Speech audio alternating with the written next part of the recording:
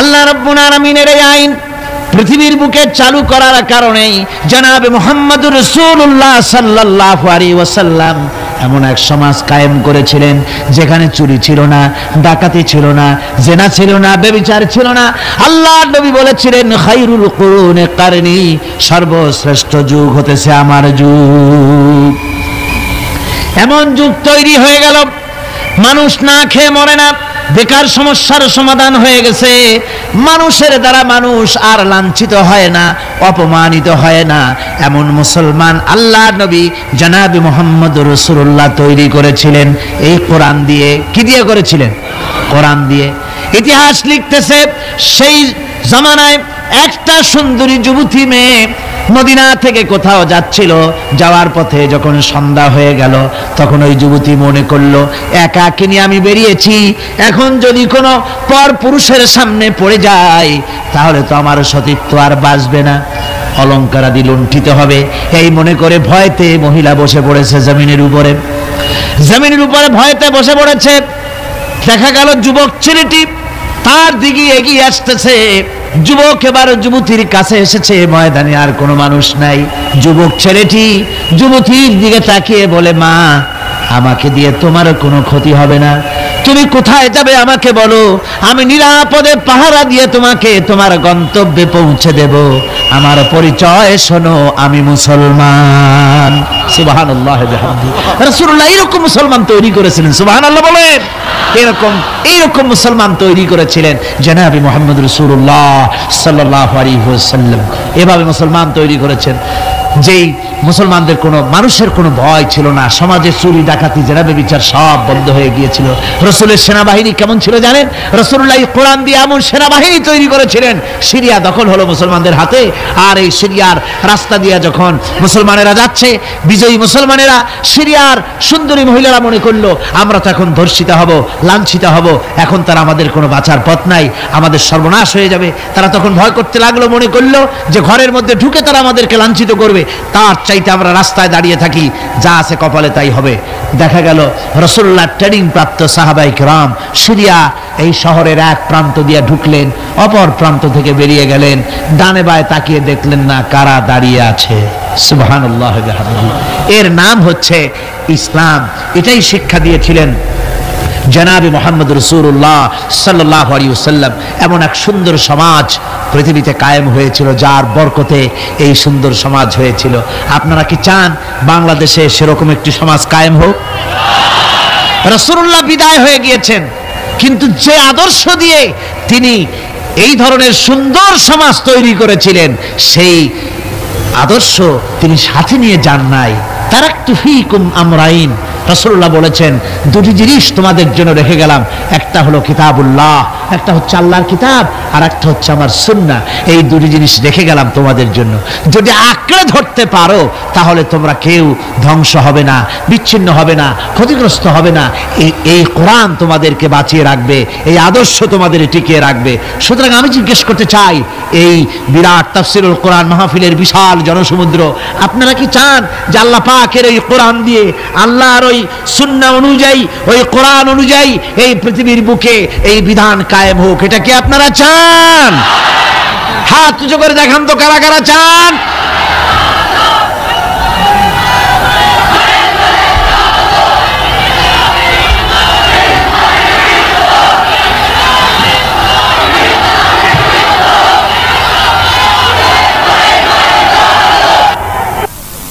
সুতরাং কোরআনে কারীমের আজকের যে জায়গা থেকে আমি আলোচনা করতেছিলাম সেখানে পরিষ্কার কথা বলে দেওয়া হয়েছে যে পৃথিবীতে নবী আগমন এজন্য শুধু নয় যে আপনাদেরকে আমাদেরকে শুধুমাত্র কিছু জামা কাপড় আর কিছু সুন্নতের কিছু ট্রেনিং তিনি দিবেন, এতটুকু নয়। নবীর আগমন ঘটেছে একেবারে মাথার চুল, হাতের নখ কাটা থেকে শুরু করে রাষ্ট্র পরিচালনা পর্যন্ত সব শিখাবেন নবী। সব কে শিখাবেন? নবী শিখাই দিবেন সব কিছু, কোনো কিছু বাদ থাকবে না। আর মানুষের তৈরি করা মতবাদ প্রতিষ্ঠিত থাকবে না, প্রতিষ্ঠিত হবে আল্লাহর আইন। প্রতিষ্ঠিত হবে কার আইন? আল্লাহ রাব্বুল আলামিন বলছেন হুয়াল্লাযী আরসালা রাসূলাহু বিল হুদা ওয়া দীনিল হক লিইয়ুযহিরাহু আলা দীনি কুল্লি। রাসূল প্রেরণের উদ্দেশ্য সব রকমের মানুষের তৈরি করা মতবাদের উপরে ইসলামকে তিনি বিজয়ী করে দেবেন। নবী বিদায় হয়ে গেছেন, আল্লাহর নবী, তিনি এই আদর্শ তাকে যে কারণে পাঠানো হয়েছিল সেই কারণে তিনি সফল হয়েছিলেন কিনা বলুন, কি বলেন, সফল কিনা? পরিপূর্ণ সফল। মুহাম্মদ সাল্লাল্লাহু আলাইহি সাল্লাম রাষ্ট্র পরিচালনা করেছেন, নিজে প্রেসিডেন্ট হয়েছেন, রাষ্ট্র পরিচালনা করে ইসলামী রাষ্ট্র গঠন করে তারা প্রেসিডেন্ট হয়ে রাষ্ট্র পরিচালনা করে দুনিয়ার মানুষকে তিনি দেখায় গেছেন। সুবহানাল্লাহ ওয়া বিহামদিহি। রাসূল বিদায়ের পরে এই দায়িত্ব কাদের এখন? মুসলমানদের। জোরে বলেন, এই দায়িত্ব কাদের? এই দায়িত্ব আজ মুসলমানদের। আমরা কি সে দায়িত্ব পালন করছি? না, পরিপূর্ণরূপে সে দায়িত্ব আমরা পালন করছি না। আমরা দায় সারা গোছের কাজ করে যাচ্ছি, আমরা দায় সারা গোছের কাজ করে যাচ্ছি। আমরা দুনিয়ার সকল মতবাদের সাথে সম্পর্ক রাখি, ইসলামের সাথেও রেখে গতকাল যে আলোচনা করেছিলাম খানিকটা মুনাফিকি আচরণ করে যাচ্ছি। কথা ঠিক কিনা? খানিকটা মুনাফিকি আচরণ করে যাচ্ছি। আমাদেরকে স্পষ্টভাবে ইসলামের ময়দানে আসতে হবে। আজকে বলেন আপনারা, আমার দেশের কোর্ট কাছারিতে আল্লাহ বলছেন আমার দ্বীন প্রতিষ্ঠা হবে, আমার দেওয়া জীবন ব্যবস্থা প্রতিষ্ঠিত হবে সকল মতবাদের উপরে। তাহলে বলেন, আমাদের কোর্ট কাছারিতে যে বিচার হয়, ফায়সালা হয়, তা কি এই কোরআন অনুযায়ী হয়? আমার দেশের চোরের শাস্তি কি কোরআন অনুযায়ী হয়? জেনাকারের শাস্তি কি কোরআন অনুযায়ী হয়? মদখোরের শাস্তি, ডাকাতের শাস্তি, হত্যাকারীর শাস্তি কি কোরআন অনুযায়ী হয়? হয় না। আমার দেশের বিচার ফায়সালা, আমার দেশের আইন ও কানুন, আমাদের দেশের শিক্ষা ভবন, আমাদের দেশের সেক্রেটারিয়েট, আমাদের দেশের বঙ্গভবন, আমাদের দেশের কলেজ, ইউনিভার্সিটি, অফিস, আদালত, কল কারখানা, কোথাও কোরআনের পূর্ণাঙ্গ আইন মেনে চালানো হয় না। এরপরেও যদি আমরা নিজেদেরকে খাঁটি মুসলমান বলে দাবি করি, হ্যাঁ করতে পারি, মুখ যখন আছে করতে পারি, কিন্তু আল্লাহর কাছে খাঁটি মুসলমান হিসেবে বিবেচিত হব কিনা চিন্তা করার যথেষ্ট অবকাশ রয়েছে। ঠিক কিনা কর? ভেবে দেখতে হবে, ভেবে দেখতে হবে। সাহাবায়ে কেরাম কেন মার খেলেন? কেন মার খেলেন আল্লাহর পয়গম্বরেরা? চিন্তা করার কারণ আছে। যতই বলি নবীওয়ালা কাম করছি, যতই বলি জান্নাতের কাজ করছি, তাহলে জান্নাতের কাজ আপনি করছেন, নবীওয়ালা কাম করছেন, তাহলে আপনার সামনে, নবীদের সামনে যেসব স্টেশন এসছে সে স্টেশন আসে না কেন? আপনি যাবেন চট্টগ্রাম থেকে ঢাকা যাওয়ার জন্য ট্রেনের টিকিট করেছেন, টিকিট করে ট্রেনে উঠেছেন, স্টেশন আসা উচিত ঢাকার দিকে, আখাউড়া, তারপরে কি বলে লাকসাম, কুমিল্লা, ফেনী, এই স্টেশন যদি আসে তাহলে বোঝা যাবে ট্রেন কোথায় যাচ্ছে, ঢাকার দিকে। কিন্তু টিকিট করেছেন ঢাকার, উঠেছেন ট্রেনে, এবার স্টেশন আসতেছে শ্রীমঙ্গল, স্টেশন আসছে কুলাউড়া, স্টেশন আসতেছে ফেঞ্চুগঞ্জ, তাহলে কি বুঝতে হবে কোথায় যায়? একেবারে উল্টা, সিলেটের দিকে ট্রেন চালু হয়ে গেছে। কাজে আপনার কাজ যদি সত্যি নবীওয়ালা হয়, সত্যি ইসলামের উপরে ভিত্তি করে হয়, তাহলে স্টেশন আসবে আবু জাহাল, স্টেশন আসবে আবু লাহাব, আসবে উতবা, আসবে মুগীরা, আসবে হিন্দা, আসবে ওহদ, আসবে বদর, আসবে ফাতে মক্কা।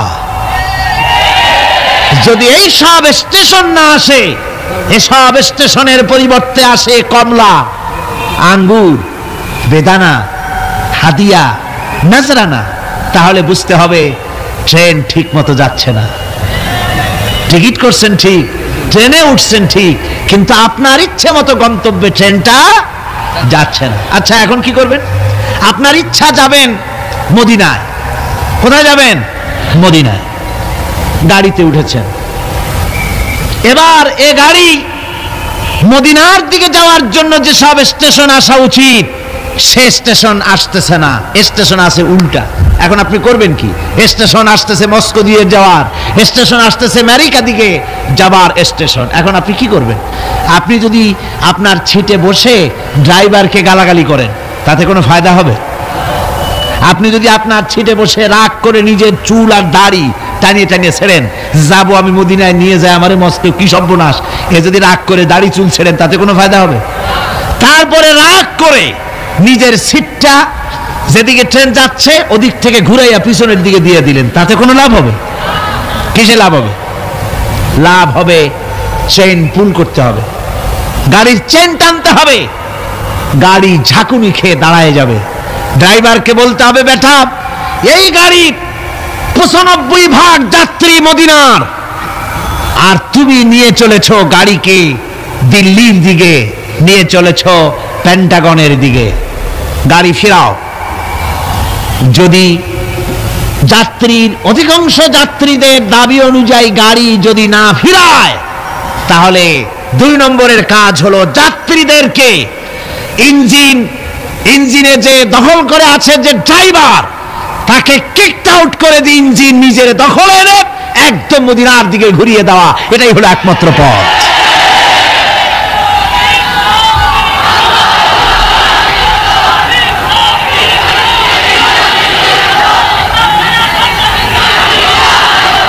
সুতরাং আজকের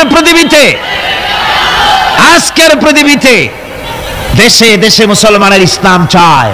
আমাদের দেশের শতকরা 95% মুসলমান, অথচ দেশের সরকার দেশকে আল্লাহর বিধান কোরআন অনুযায়ী না চালিয়ে কখনো বা ভারতকে খুশি করতে চান, কখনো বা আমেরিকাকে, কখনো বা ব্রিটেন ফ্রান্সকে খুশি করার জন্য অগ্রসর হচ্ছেন। এজন্য গোটা জাতির ঐক্যবদ্ধ প্রচেষ্টা চালানো দরকার।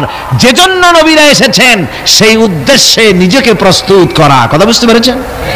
নিজেদেরকে প্রস্তুত করতে হবে। অনুরোধ বিনোদে কাজ হবে না। গতকাল বললাম, একটা নাস্তিক কমিউনিস্টের প্রচার করা উঠান নামক নাটকটি, যেটা রয়েছে সম্পূর্ণ ইসলাম বিদ্বেষী, কোরআন বিদ্বেষী, ওই নাটক প্রচার করলে সরকারকে আমরা মনে করব মুনাফিকির রোগে পেয়েছে। বলছিলাম কাজ, আজকে খবর পেলাম, আমাকে একজন বলেছেন আজকে রাতেই নাকি সেই বন্ধ করা নাটক আবার চালু হয়েছে। তাহলে কি বুঝলাম? আমরা বুঝতে বাধ্য হলাম এ সরকার নিজে চলে না, ভারত চালায়। সরকার আজ ভারতের গোলামে পরিণত হওয়ার প্রচেষ্টা চালাচ্ছে। এর অবস্থা শুভ হবে না জাতির জন্য। এ অবস্থা শুভ হবে বলুন? আদৌ শুভ হবে না। সরকারকে বলতে চাই, কোরআনের মাহফিল থেকে সরকারকে জানাতে চাই, ভারতের চাইতে আল্লাহরে বেশি ভয় করুন। কারে বেশি ভয় করতে হবে? ওই ভারতের বাবার ক্ষমতা নাই। আল্লাহ যদি ক্ষমতা ছিনায় নেওয়ার ইচ্ছে করেন, তারপরে এক মুহূর্ত তোমাদেরকে টিকিয়ে রাখার পারবে ভারত? পারবে আমেরিকা? কেউ পারবে? কেউ পারবে না। সুতরাং ভারতকে ভয় নয়, ভয় করতে হবে আল্লাহকে। কাকে ভয় করতে হবে? সে আল্লাহ রাব্বুল আলামিনকে ভয় করে এগিয়ে আসতে হবে। আমরা সরকারকে, যে কোনো সরকার যখনই এসেছে, কোরআনে কারীমের মাহফিল থেকে আমরা তাদেরকে সতর্ক করেছি, ঠিক না? বিগত 14 বছরের ইতিহাস, এই তাফসীরুল কোরআন মাহফিলের 14 বছরের ইতিহাস, হাজার হাজার অডিও ভিডিও ক্যাসেট সাক্ষী। কোরআনে কারীমের আলোকে সরকারকে আমরা গঠনমূলক সমালোচনা করেছি। আমরা কখনো ডিস্ট্রাকটিভ সমালোচনা করি নাই, কনস্ট্রাকটিভ সমালোচনা করেছি, ঠিক না? আমরা চাই যারা ক্ষমতায় আছে তারা ইসলামের বিধান অনুযায়ী, দেশের শতকরা 95% জনতার মন মানসিকতা অনুযায়ী দেশ পরিচালনা করুন। যদি না পারেন, ব্যর্থ হন, তাহলে অশান্তি, আল্লাহর গজব অপেক্ষা করছে। যে গজবে অতীতের লোকেরা ভুগেছে, সেই গজবও অপেক্ষা করছে, ঠিক কিনা? কোরআনে কারীমের এত বড় বিশাল মাহফিল, এই মাহফিলে শরীক হতে পেরে আমরা ধন্য। আমরা আল্লাহর কাছে শুকর আদায় করি, সকলে বলি আলহামদুলিল্লাহ। মহব্বতের সাথে জোরে সোরে সবাই পড়েন আলহামদুলিল্লাহ। কোরআনে কারীমের আলোচনা শোনার জন্য আপনারা যেভাবে এসেছেন, আগামীকালও এবং আরো কয়দিন আছে? 3 দিন, একদিন একদিন করে নেয়ামতের দিনগুলি ফুরিয়ে যাচ্ছে। আপনারা আপনাদের বন্ধু বান্ধবদের সকলকে দাওয়াত দিয়ে নিয়ে আসবেন। এ মাহফিল এমনই এক বরকতপূর্ণ মাহফিল যে বাংলাদেশের অনেকগুলি জেলা থেকে এই শীতের প্রচণ্ডতা উপেক্ষা করে পকেটের পয়সা খরচ করে কোরআনে কারীমের এই তাফসীর শোনার জন্য এ মাহফিলে হাজির হয়। সবাই বলেন আলহামদুলিল্লাহ। এই বরকত থেকে মাহরুম হবেন না। আপনারা সবাইকে ডেকে ডেকে নিয়ে আসবেন। আর আসার সময় আপনারা বাসে, ট্রাকে অথবা পায়ে হেঁটে যেমনি আসবেন, আসার সময় মিছিল করে করে আসবেন, যাওয়ার সময় মিছিলের আকারে যাবেন, যাতে করে যারা হিংসুক আছে, এই মাহফিল যাদের বরদাস্ত হয় না, তারা কিন্তু সুযোগ পেলে ফাঁকে ফোঁকে আঘাত হানতে পারে। গত বছর, তার আগের বছর এসব দুষ্টামি তারা করেছে, ঠিক কিনা? ওদের চরিত্র বিশ্বাস করা যায় না। নিজেরা নিজেরা মারামারি করে অন্যের উপরে দোষটা চাপায় দেয়। ও, তাহলে আমার আর কিছু বলা লাগবে না, বুঝিয়ে ফেলছেন? মাশাআল্লাহ।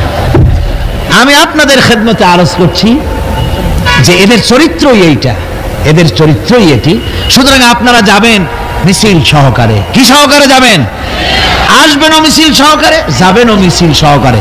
কোনো আজে বাজে উস্কানিমূলক স্লোগান দেওয়ার কোনো প্রয়োজন নাই। আসতেছেন তো কোরআনের মাহফিলে, স্লোগান হবে নারায়ে তাকবীর, আল্লাহু আকবার, আল কোরআনের আলো ঘরে ঘরে জালো, আল হাদিসের আলো ঘরে ঘরে জালো। তা না হলে পরে আবার আরেকটা সুযোগ থাকে, ফিতনাবাজ যারা, ওরা তো আর সহজে ছাড়ে না। তারা কয় যে আল কোরআনের আলো, এই স্লোগানই তারা দেয়, তার মানে ওরা হাদিস মানে না। বুঝলেন?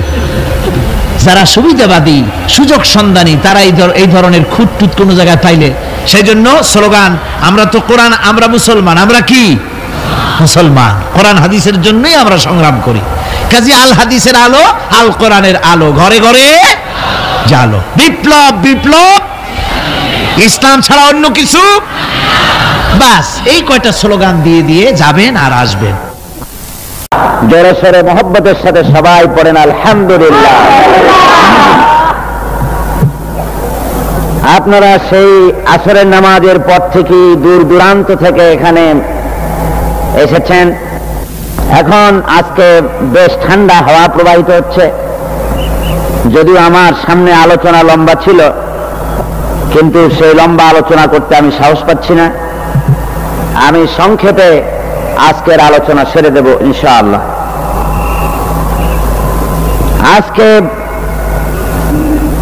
সূরাতুল ফুরকান, যেখান থেকে আমরা আলোচনা করেছি গত 3 দিন, সেই আলোচনা আপনাদের সামনে আজকে করা হচ্ছে এর 3য় রুকু থেকে। এই আলোচনার ভেতরে একটি ধারাবাহিকতা কাজ করেছে। আজকে যেখান থেকে আমরা আলোচনা করব, এখানেও সেই প্রথম দিন যে কথা আমি বলেছি, আবহমান কাল থেকে শুরু করে ইসলামের বিরুদ্ধে, কোরআনের বিরুদ্ধে, রাসূলের বিরুদ্ধে, তাওহীদের বিরুদ্ধে বিভিন্ন রকমের সন্দেহ, সংশয় ইত্যাদি সবসময় সৃষ্টি করে রাখা হতো। এবং কাফেরেরা নতুন নতুন ধরনের অনেক কথাবার্তা তারা বলতো, যে সমস্ত কথা আসলেই কোনো যুক্তির ধোপে টেকে না। এসব কথা বলে তাদের মূল উদ্দেশ্য ছিল জনগণকে কোরআন থেকে, ইসলাম থেকে, রাসূল থেকে, তাওহীদ থেকে দূরে সরিয়ে রাখা। কিন্তু তাদের এই হাজারো প্রচেষ্টা কোনো কাজে লাগেনি। আল্লাহ পাক তার দ্বীনকে, তার কোরআনকে চালু রেখেছেন। আজকে যেখান থেকে আমরা আলোচনা শুরু করব, সেখানে ওই কথাগুলি বিধৃত হয়েছে। আমরা শয়তানের ওয়াসওয়াসা থেকে আল্লাহর কাছে পানাহ চেয়ে নিয়ে তারপরে শুরু করতে চাই। সবাই পড়েন আমার সাথে, আউযু বিল্লাহি মিনাশ শাইতানির রাজীম, বিসমিল্লাহির রাহমানির রাহিম। وقال الذين لا يرجون لقاءنا لولا أنزل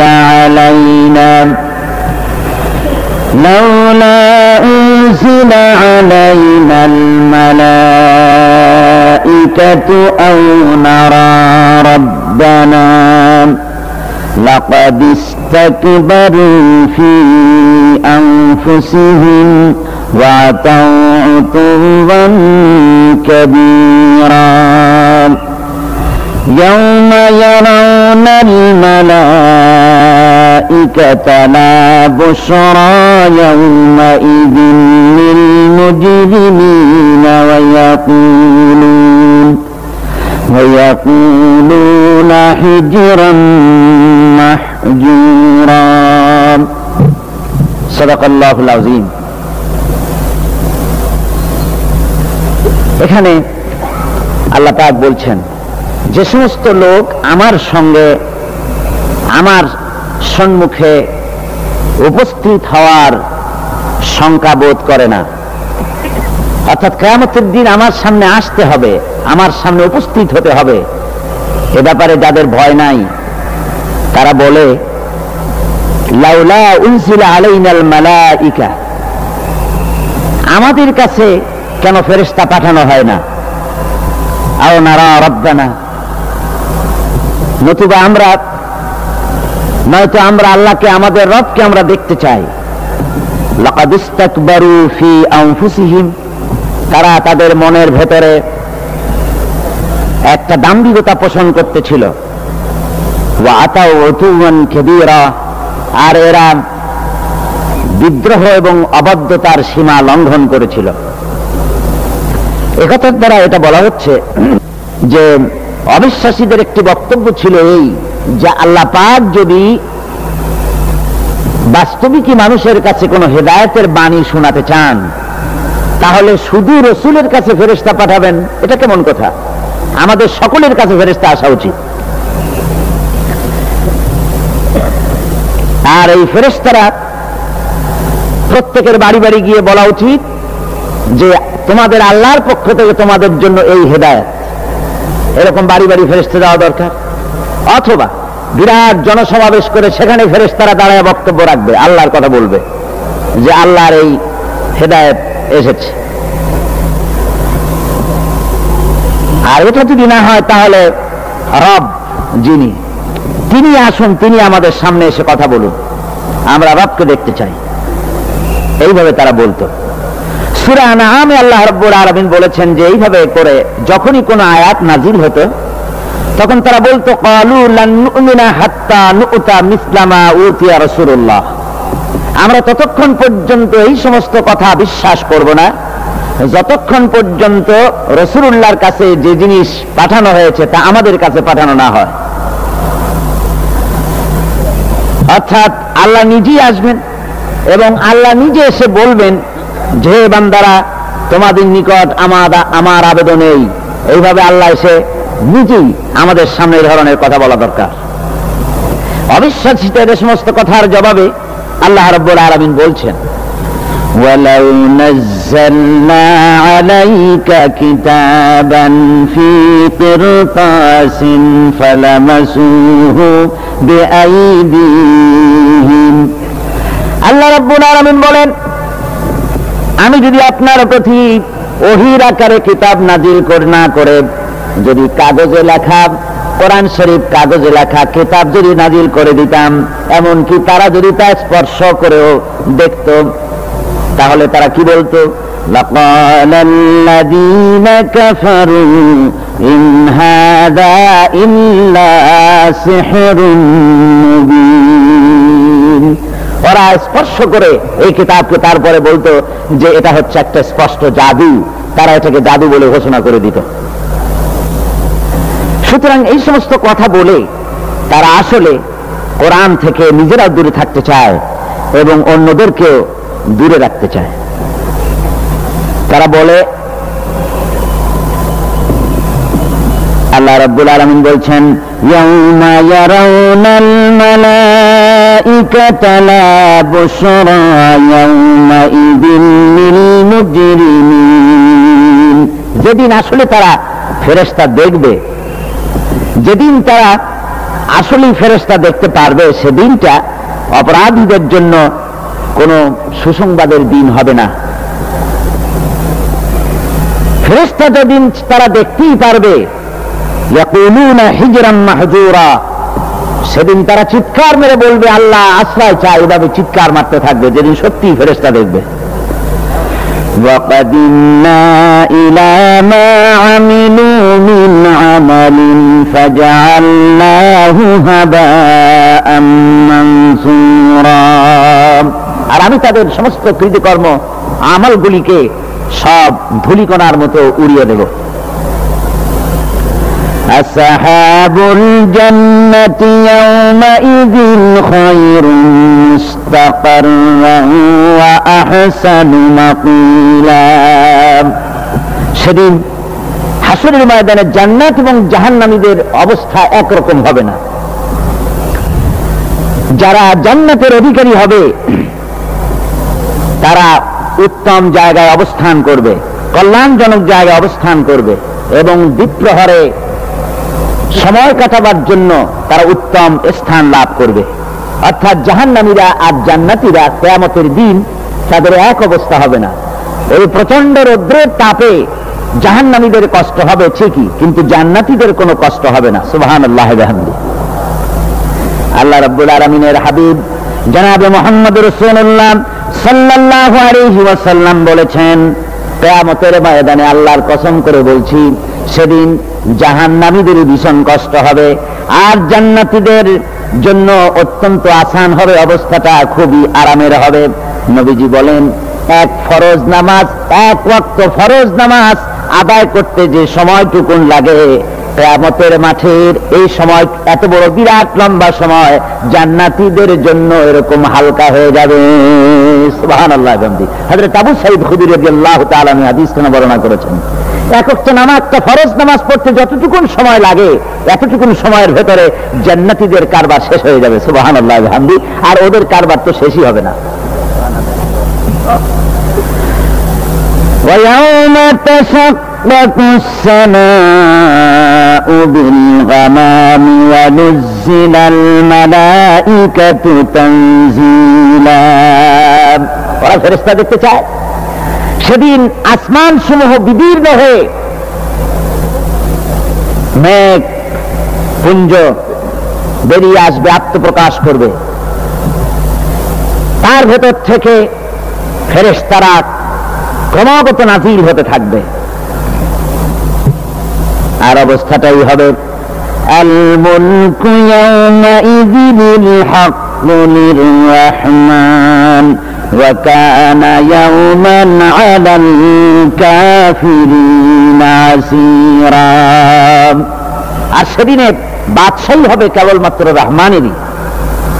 ওয়া কানা ইয়াওমান আলাল কাফিরিনা আসীরা, আর সেই কিয়ামতের দিন, সেই সময়টা হবে কাফেরদের জন্য বড়ই কঠিন।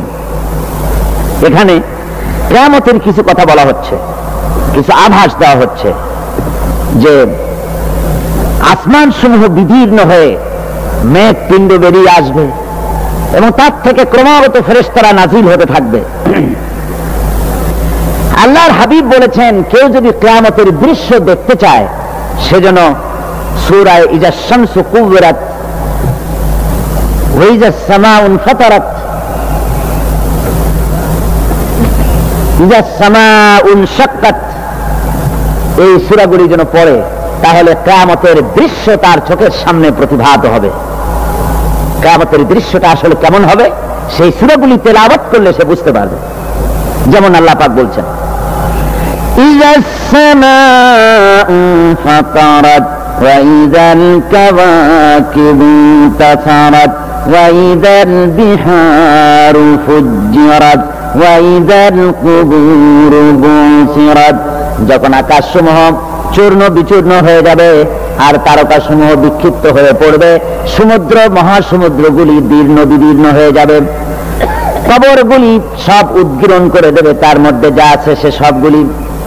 আবার আল্লাহ পাক বলেন, ইযা শামসু কুবিরাত ওয়া ইযান নুজুমু কাদারাত ওয়াইদাল জিবালু সুয়িরাত, সূর্য যখন ঢেকে যাবে, তারকাগুলি যখন বিপর্যস্ত হয়ে যাবে, আর পাহাড়গুলি যখন চালিয়ে দেওয়া হবে, এই দৃশ্য তোমরা দেখতে পাবে। ফাইযান নুজুমু তুমিসাত ওয়াইদাস সামাউ ফুরিজাত ওয়াইদাল জিবালু নুসিফাত, সেদিন অবস্থা এমন হবে সমস্ত তারকাগুলি স্তিমিত হয়ে যাবে, আর আকাশ সমূহ দীর্ণ বিদীর্ণ হয়ে যাবে, আর দেখতে পাবে পাহাড়গুলি সমস্ত পাহাড়গুলিকে উড়িয়ে দেওয়া হবে। আবার অবস্থা আরো কি হবে? ফাইদা বারিকাল বাসারু ওয়া খাসাফাল কামারু ওয়া জুমিআশ শামসু ওয়াল কামার, যখন চক্ষু বিস্ফারিত হয়ে যায় মানুষের, চাঁদ আর সূর্য নিষ্প্রভ হয়ে যাবে, সব একাকার হয়ে যাবে, চন্দ্র এবং সূর্য তার অস্তিত্বকে হারিয়ে ফেলবে। শুধু তাই নয়, ওয়াহুমিলাতিল আরদু ওয়াল জিবালু ফাদুক্কাতা দাক্কাতান ওয়াহিদা, জমিন ও পাহাড়গুলির মধ্যে সংঘর্ষ লাগিয়ে দেওয়া হবে, আর তা এক ধাক্কায় জমিন এবং সমস্ত পাহাড়গুলি চূর্ণ বিচূর্ণ হয়ে যাবে। সুবহানাল্লাহি ওয়া বিহামদিহি। আল্লাহ রাব্বুল আলামিন বলছেন, এইভাবে করে কিয়ামতের দৃশ্য, বিভীষিকাময় দৃশ্য তোমরা দেখতে পাবে। আর সেদিনের রাজত্বটা কার হবে? আল মুলকু ইয়াওমাইযিনিল হাক্কু লির-রাহমান, সেদিনের রাজত্ব হবে কেবলমাত্র রহমানের। অর্থাৎ যেসব কৃত্রিম বাদশাহী দেখে তোমাদের চোখে ধাঁধা লেগে গিয়েছে, তোমাদেরকে দুনিয়ার বাদশাহী দেখে তোমরা ধোঁকায় পড়ে গিয়েছো, এসব বাদশাহী কিছুই টিকবে না সেদিন। সেদিন শুধু বাদশাহী থাকবে একমাত্র আল্লাহ পাকের। কার থাকবে বাদশাহী? যারা বলেন কার? আল্লাহ রাব্বুল আলামিন যখন কিছুই থাকবে না ঘোষণা করবেন, লিমানিল মুলকুল ইয়াউম লিল্লাহিল ওয়াহিদুল কাহ্হার, আজকে কার রাজত্ব? চারিদিক থেকে আওয়াজ আসতে থাকবে, পরাক্রমশালী আল্লাহ রাব্বুল আলামিনের রাজত্ব। আর কারণ নয়, হাদিস শরীফে এসেছে, বুখারী মুসলিম শরীফের হাদিসে এসেছে, আল্লাহর নবী বলেন, আল্লাহ রাব্বুল আলামিন তখন তার এক হাতে আকাশ মণ্ডলীকে ধারণ করবেন, আর এক হাতে জমিনকে ধারণ করবেন। আকাশ মণ্ডলী এক হাতে, জমিন এক হাতে। এভাবে আল্লাহ রাব্বুল আলামিন বলবেন, আইনাল জাব্বারুন আইনাল মুতাকাব্বিরুন, কোথায় সেই স্বৈরাচারীরা, কোথায় সেই দুর্বীরিত অহংকারী স্বৈরাচার যারা আমার জমিনের উপরে, আমার মানুষের উপরে রাজত্ব চালিয়েছে, তারা আজকে কোথায়? কোথায় সেই অহংকারীরা? আল্লাহ পাক সেদিন যে বলবেন, সেদিন তো বলবেন, কিন্তু দুনিয়ার মাঝেও স্বৈরাচার যারা, অহংকারী যারা, তাদের শাস্তি পৃথিবীর বুকেও দেন, আর সেদিন তো দিবেনই। কত স্বৈরাচার আমরা দেখলাম, কত অহংকারী দেখলাম, যাদের তর্জনী হেননে লক্ষ কোটি কোটি মানুষ উঠত আর বসত, তাদের জিল্লাতির সঙ্গে আল্লাহ রাব্বুল আলামিন কতজনকে বিদায় করে দিলেন। ফুলের মালা নিয়ে কুলাতে পারে নাই, পা থেকে শুরু করে গলা পর্যন্ত ফুলের মালা দিয়া ডুবাই দিল ভক্তরা। আবার আল্লাহ রাব্বুল আলামিন এমন শাস্তি দিলেন, ফুলের মালার পরিবর্তে জুতার মালা নিয়ে জেলের মধ্যে ঢুকাইয়া দিলেন।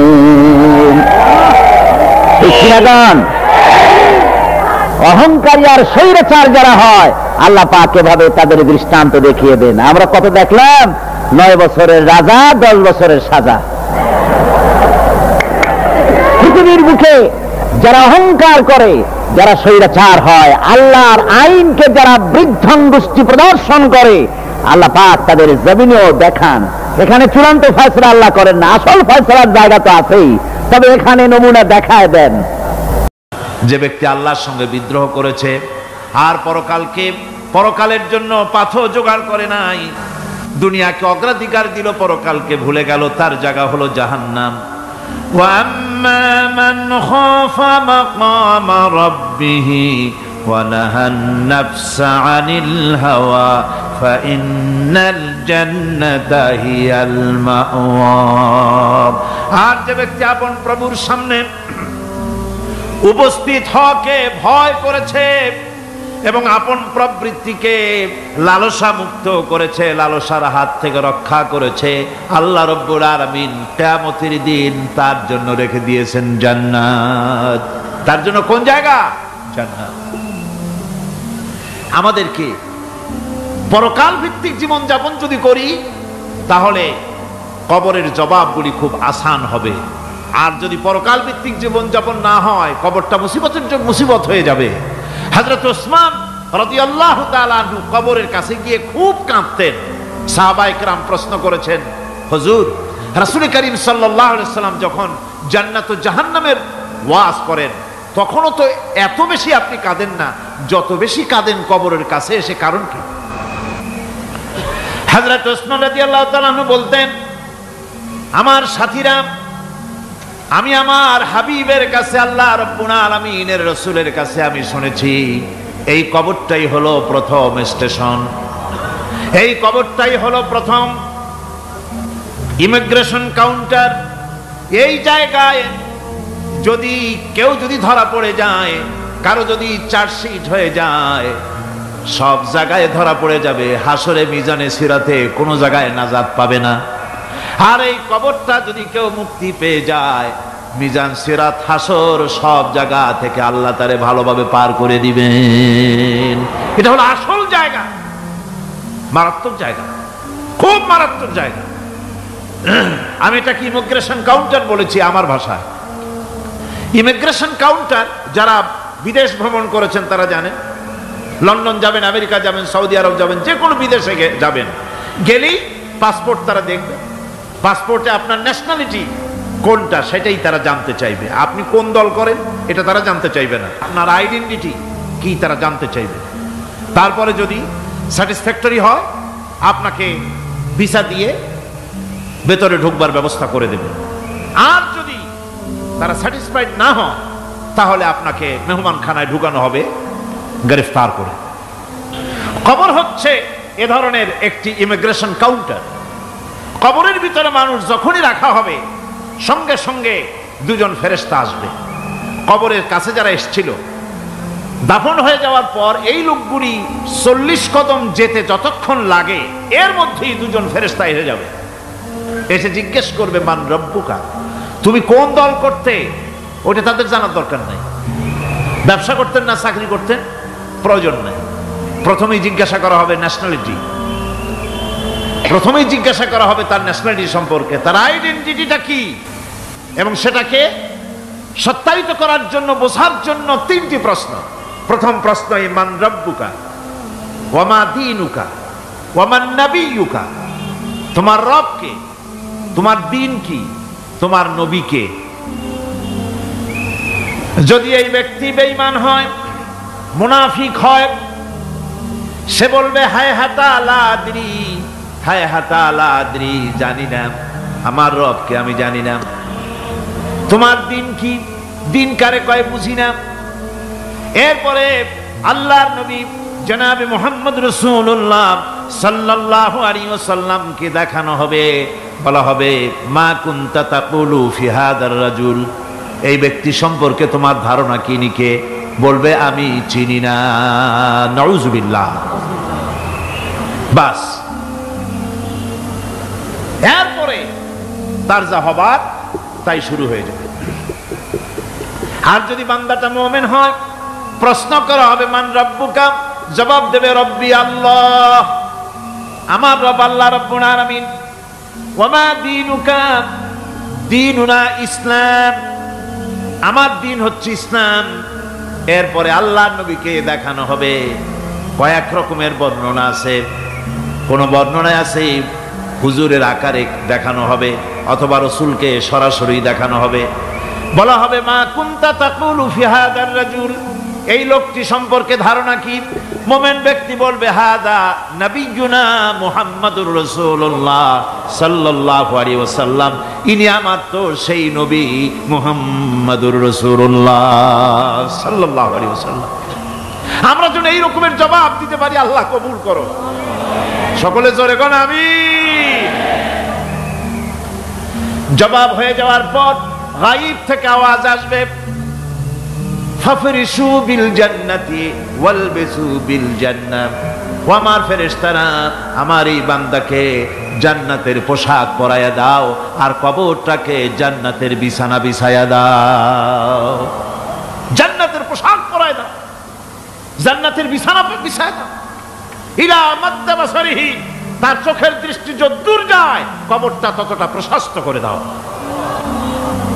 এরপর বেহেশতের পোশাক পরাইয়া বেহেশতের বিছানা বিছায়া ফেরেশতা বলবে, নম কানাউমুল উরুস, ঘুমিয়ে যাও। দুলামিয়া যেমন বাসর সজ্জায় নতুন বউ নিয়ে আরামে ঘুমায়, এরকম আরামে ঘুমায় যাও। ইলা ইয়াউমিল কিয়ামা, কিয়ামত পর্যন্ত ঘুমায় থাকবে, আরামে ঘুমিয়ে থাকবে। এরপরে সিংগায় ফুৎকার হবে, সিংগার ফুৎকারের আওয়াজে তার ঘুম ভেঙে যাবে।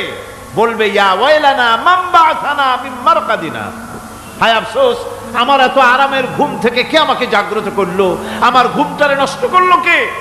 আওয়াজ আসবে, হাদা মা ওয়াদার রহমান ওয়া সাদাকাল মুরসালুন, এটা হচ্ছে রহমানের সেই ওয়াদা, আর মুরসালিনরা নবীরা সত্য কথাই বলেছিলেন, সেই কিয়ামত অনুষ্ঠিত হচ্ছে। আমার বন্ধুগণ, সেজন্য এই দুনিয়ার মোহে পড়ে থাকলে পরে দুনিয়ায় যারা অগ্রাধিকার দিবে দুনিয়াকে পরকালের তুলনায়, জবাব দিতে পারবে না কবরের ভিতরে গিয়া। আর যারা পরকালকে অগ্রাধিকার দিবে, দুনিয়ার চাইতে পরকালকে বেশি অগ্রাধিকার দেবে, আর আল্লাহর ভয় কলিজার ভিতরে রাখবে, কবরের জবাব সঠিকভাবে দিতে পারবে, কিয়ামতের দিন আল্লাহ রাব্বুল আলামিন তাদের জন্য জান্নাত দান করবেন। জোরে বলেন আমিন। দুনিয়াটা হচ্ছে দুনিয়া যেখানে আমরা আসি। আমি আগেই বলেছি, দুনিয়া হচ্ছে আদনা শব্দ থেকে এর উৎপত্তি হয়েছে, তুচ্ছ নিকৃষ্ট, এটার দাম নাই, এটার মূল্য নাই। হযরত ইবনে কাইয়িম রাহিমাহুল্লাহ নওয়ারাল্লাহু মারকাদাহু ওয়া জাআলাল জান্নাতা মাথওয়াহু, হযরত ইবনে কাইয়িম তিনি বলছেন, সুন্দর করে বলছেন দুনিয়া সম্পর্কে, মা মাদা ফিদ দুনিয়া আহলামুন ওয়া মা বাকিয়া মিনহা আমানি ওয়াল ওয়াক্তু বাইনাহুমা দায়ুন। মা মাদা ফিদ দুনিয়া আহলামুন, জীবনের যে অংশ ফেলে এসেছি সেটা আজ একটা স্বপ্ন। ওয়া মা বাকিয়া মিনহা আমানি, আর জীবনের যে অংশ সামনে বাকি আছে সেটা এখন একটা আকাঙ্ক্ষা। ওয়াল ওয়াক্তু বাইনাহুমা দায়ুন, আর এর মাঝখান থেকে সময় সব চলে যাচ্ছে। কত বড় কথা চিন্তা করেছেন? জীবনের যে অংশ ফেলে এসেছি তা আজকে স্বপ্ন, তা আজ কি বলেন? স্বপ্ন। আর সামনে যা আছে সেটা আকাঙ্ক্ষা, আর মাঝখান থেকে সময় সব চলে যাচ্ছে। এরপরে তিনি বলছেন, ওয়ামাই ইয়াসহাবিদ দুনিয়া ইয়াকুন মিসলা কাবিদিন আলাল মাই খানাতুহু ফুরুজুল আসাবিঈ।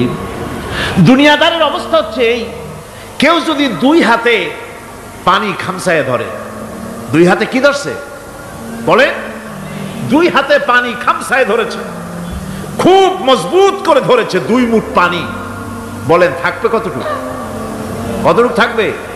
1 ফোঁটাও থাকবে না, কারণ তার আঙ্গুলের ফাঁক তার সাথে খেয়ানত করবে, আঙ্গুলের ফাঁক দিয়া পানিগুলি সব বেরিয়ে চলে যাবে। সুতরাং দুনিয়া যারা চায় তারা ঠিক পানি খামসায় ধরলে পানি যেমন হাতের ভেতর থেকে খেয়ানত করে চলে যায়, যারা দুনিয়া চায় দুনিয়াও তাদেরকে এভাবে ফাঁকি দিয়ে চলে যায়। তবুও দুনিয়ার মায়া মানুষের এত বেশি। আল্লাহর নবী বলেন, লাউ কানা লি ইবনি আদম ওয়াদিন মিন যাহাবিন লাহাব্বা ইয়াকুনা লাহু সানিন। এই পৃথিবীতে যদি কাউকে একটা মাঠ ভরে যদি সোনা দেওয়া যায়, লোকটা বলবে, রব্বুল আলামিন, আমি যদি আরেকটা মাঠ এরকম সোনা ভরা পেতাম। দ্বিতীয় আরেকটা মাঠ দেওয়া হলে আবার বলবে, যদি তৃতীয় আরেকটা মাঠ সোনা ভরে যদি পেতাম। নবীজি বলেন, ওয়ালা ইয়ামলাউ জাওফু ইবনু আদামা ইল্লা তুরাব। মানুষের পেট 3.5 হাত মাটি ছাড়া, কবরের মাটি ছাড়া মানুষের পেট ভরবে না। আরো চাই, আরো চাই, চাওয়ার কোনো শেষ নাই। মানুষ এভাবে করে দুনিয়ার মহব্বতে এমনি পাগল হয়ে যায়, শুধু দুনিয়ার মহব্বত, পরকালকে বেমালুম ভুলে যায়। আমি কিন্তু একথা বুঝাতে চাই নাই যে পরকালের মহব্বতে, পরকালের ভয়তে বা পরকালের জন্য দুনিয়া আপনি বাজার ঘাট, বেচা কিনা, ব্যবসা বাণিজ্য সবকিছু ভুলে যান, না তা নয়। ভুল বোঝার কোনো কারণ নাই। পরকালকে অগ্রাধিকার দিতে হবে, মানে দুনিয়াটা চিরস্থায়ী জায়গা নয়। চিরস্থায়ী হচ্ছে কোনটা? আখিরাত। চিল্লায় এখন কোনটা? সুতরাং এখানে যা করতে হবে, আখিরাতে জবাবদিহিমূলক জীবন যাপন করতে হবে।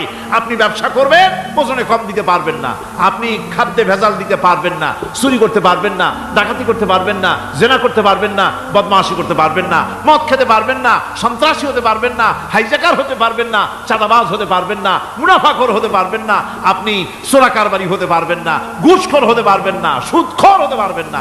এই সব কাজ পরকালকে বিশ্বাস করলেই এ সমস্ত কাজ থেকে মানুষ বিরত থাকতে পারে। কথা ঠিক কিনা? এটাই হচ্ছে। সুতরাং এই পৃথিবী থাকবে না, এটা কি চিরকাল থাকবে না? এর একটা পরিসমাপ্তি ঘটবে। যেমন করে সারা বছর লেখাপড়া করার পর কলেজে, বিশ্ববিদ্যালয়, মাদ্রাসায়, হাই স্কুলে, সব জায়গায় সারা বছর লেখাপড়া করার পর যেমন পরীক্ষা দেওয়ার একটা দিন আসে, সারা বছর ব্যবসা করার পর হিসাব নিকাশ করার যেমন একটা সময় আসে, সারা মাস চাকরি করার পর বেতন পাওয়ার যেমন একটা দিন আসে, সারা জীবন চাকরি করার পর পেনশন পাওয়ার যেমন একটা সময় আসে, অনুরূপভাবে এই দুনিয়া যেদিন শেষ হয়ে যাবে, আল্লাহ নির্ধারিত সময় শেষ হয়ে যাওয়ার পর একটা সময় আসবে যখন আল্লাহ রব্বুল আলামিন সব শেষ করে দিবেন, লন্ড ভন্ড হয়ে যাবে, কিছুই থাকবে না। কোরআনে সব আল্লাহ বলে দিয়েছেন। আল্লাহ পাক বলেন এই পৃথিবীর সব কেমন ভাবে ধ্বংস হবে তার চিত্র আল্লাহ পাক কোরআনে কারিমে তুলে ধরেছেন। ইযাস সামাউ ফাতারাত ওয়া ইযাল কাওয়াকিবু তাসারাত ওয়া ইযাল বিহারু ফুজ্জিরাত ওয়া ইযাল কুবুরু বু'সিরাত। যখন আকাশসমূহ দীর্ণ বিদীর্ণ হয়ে যাবে, তারকাগুলি বিক্ষিপ্ত হয়ে ছিটকে পড়বে, আর সমুদ্রগুলি উচ্ছ্বসিত হয়ে পড়বে, কবরগুলি সব তার ভেতরে যা আছে উদ্গীরণ করে দেবে, তারকাগুলি স্থিমিত হয়ে যাবে। এরপরে সমস্ত আকাশগুলি কাতাইয়িস সিজিল্লিল কুতুব, কিতাবের পৃষ্ঠার মতো একটার পরে একটা ঠাস ঠাস করে পড়তে থাকবে, চূর্ণ বিচূর্ণ হয়ে ভেঙে চুরে একাকার হয়ে যাবে। পাহাড়গুলিকে উড়িয়ে দেওয়া হবে, চন্দ্র এবং সূর্য একাকার হয়ে যাবে। আল্লাহ রাব্বুল আলামিন বলেন ফাইদা বারিকাল বাসার ওয়া খাসাফাল কমার ওয়া জুমিআশ শামসু ওয়াল কমর।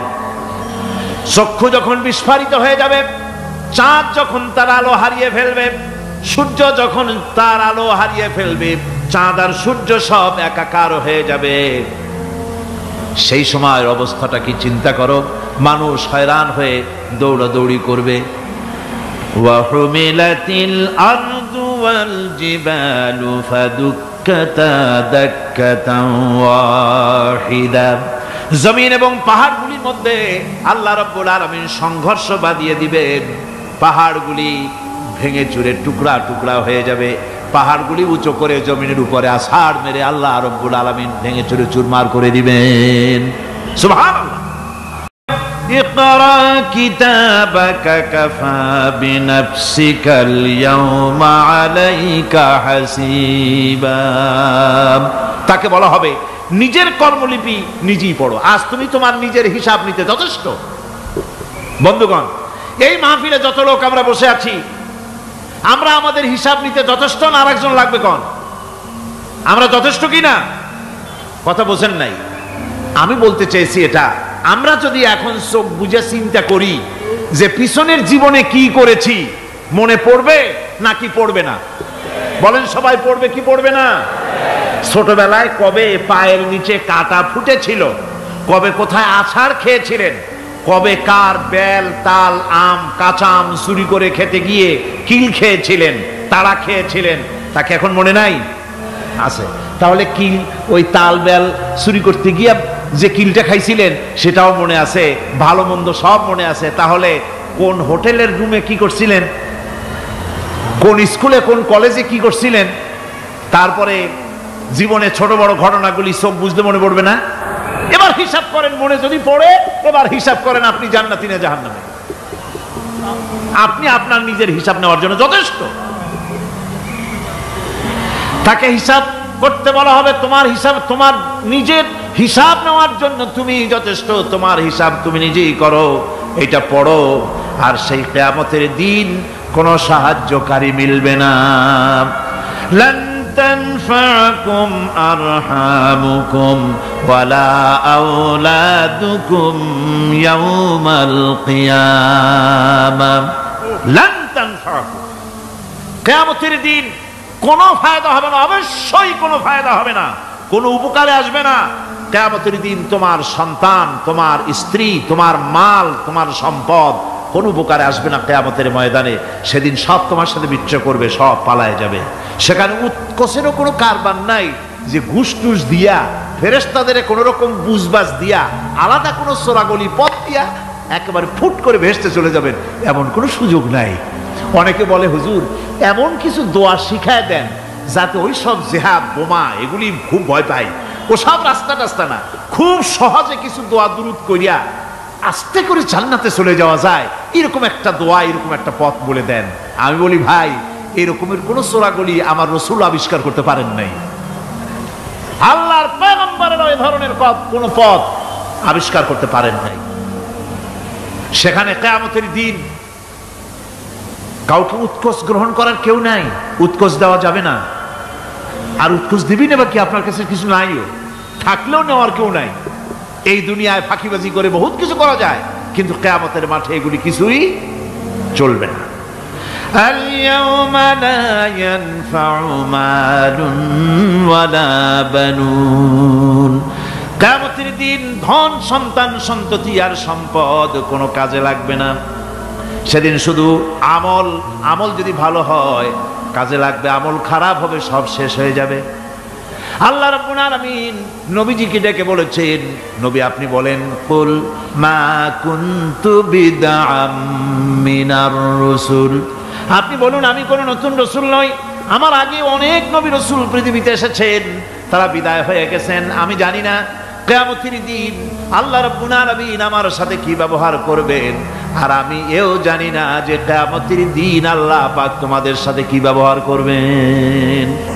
এই আয়াত নাযিল হওয়ার পর আল্লাহর হাবিব তার মেয়েকে ডাকলেন, জামাইকে ডাকলেন, নাতিদেরকে ডাকলেন, আহলে বাইতদেরকে ডাকলেন, আর বললেন, ও আমার মেয়ে কলিজার টুকরা ফাতেমা গো শোনো, কেবলমাত্র আয়াত নাযিল হয়ে গেল, আল্লাহ পাক আমাকে শোনায়ছেন কিয়ামতের দিন আমি জানি না আমার সঙ্গে কি ব্যবহার করা হবে, আর এও জানি না যে তোমাদের সাথে কি ব্যবহার করা হবে।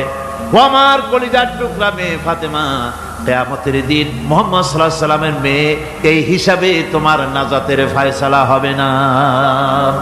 ও আমার কলিজার টুকরা নাতি হাসান আর হোসেন, কিয়ামতের দিন মুহাম্মদ সাল্লাল্লাহু আলাইহি সাল্লামের নাতি হিসাবে ফয়সালা হবে না।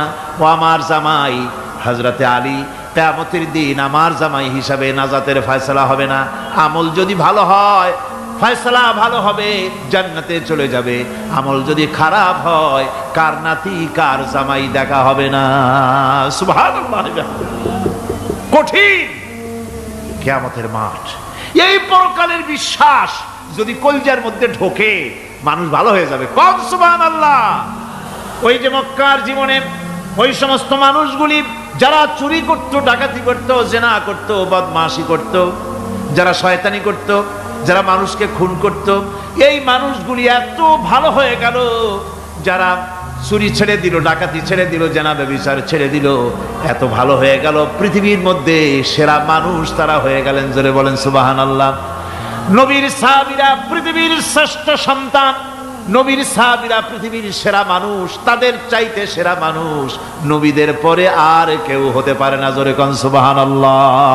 নবীর পরে পৃথিবীতে শ্রেষ্ঠ মানুষ কারা? সাহাবায়ে কেরাম রিদওয়ানুল্লাহ তাআলা আলাইহিম আজমাইন। ওনারা তো কুবরের মধ্যে ছিলেন, শিরকের মধ্যে ছিলেন, চুরি ডাকাতি জেনা ব্যভিচার এমন কোনো পাপ নাই যা করা হয়নি। তারপরে যখন আল্লাহর নবীর কাছ থেকে তাওহীদ রিসালাত ও আখিরাতের দাওয়াত পেলেন, কি সোনার মানুষ এক একজন হয়ে গেলেন, সুবহানাল্লাহ। যারা ছিলেন নারীর সতীত্বের জম, তারা হয়ে গেলেন নারীর সতীত্বের পাহারাদার। যারা মানুষের মাল চুরি করত, ডাকাতি করত, তারা রাতভর মানুষের মালের পাহারা দিল, মানুষের রক্তের পাহারা দিল, সুবহানাল্লাহ বিহামদি, রক্ত সম্পদের পাহারা দিল। রাসূল বললেন, খাইরুল কুরুনে কারনি, সর্বশ্রেষ্ঠ যুগ তো আমার যুগ। বন্ধুগণ, এরপরে একটা জীবন আসবে, ওই কিয়ামতের ময়দানে। এই পরকালের বিশ্বাসটা গুরুত্বপূর্ণ ব্যাপার, আমাদের সব কিছুর হিসাব দেওয়া লাগবে। আল্লাহ পাক বলেন, ইন্নাস সামআ ওয়াল বাসারা ওয়াল ফুআদা কুল্লু উলাইকা আনহু মাসউলা। নিঃসন্দেহে মানুষের শ্রবণ শক্তি, দর্শন শক্তি এবং তার অন্তঃকরণের কল্পনা সম্পর্কে আল্লাহ রাব্বুল আলামিনের কাছে জিজ্ঞাসিত হতে হবে। কান দিয়া কি করেছিলা, চোখ দিয়া কি করেছিলা, মুখ দিয়া কি করেছিলে, হাত দিয়ে কি করেছিলে, সব কিছুর জবাব আল্লাহ রাব্বুল আলামিনের কাছে দিতে হবে। সবটার জবাব দিতে হবে, কোনো কিছু বাদ যাবে না। এমনকি মনের ভিতরে যে কল্পনা আমরা করি, এই কল্পনার হিসাবও আল্লাহর দরবারে দিতে হবে। কোরআনে কারীম বলছে, ওয়া ইন তুবদু মা ফি আনফুসিকুম আও তুখফুহু ইউহাসিবকুম বিহিল্লাহ। মনের ভিতরে তুমি যেটা কল্পনা করো সেটা প্রকাশ করো, অথবা তুমি গোপন রাখো, যাই তুমি করো না কেন, আল্লাহ রাব্বুল আলামিন এর হিসাবও তোমার কাছে নেবেন। ফায়াগফিরু লিমান ইয়াশাউ ওয়া ইউআযযিবু মান ইয়াশাউ ওয়াল্লাহু আলা কুল্লি শাইইন কাদির। মহান আল্লাহ পাক বলেন, করার পর তোমার মনের ভিতরে কি কল্পনা করেছিলে ওইটার হিসাব আমি নেব। হিসাব নেওয়ার পর যারে খুশি ক্ষমা করে দেব, যাকে খুশি শাস্তি প্রদান করব। সবকিছুর উপরে আল্লাহ রাব্বুল আলামিন শক্তিমান, সব তিনি করতে পারেন, সমস্ত কুদরত রয়েছে তার। সুতরাং মানুষদেরকে, আল্লাহর বান্দাদেরকে বিশ্বাস করতে হবে যে আমার কোনো কথা বাদ যাবে না, কথাগুলি রেকর্ড হচ্ছে, কথা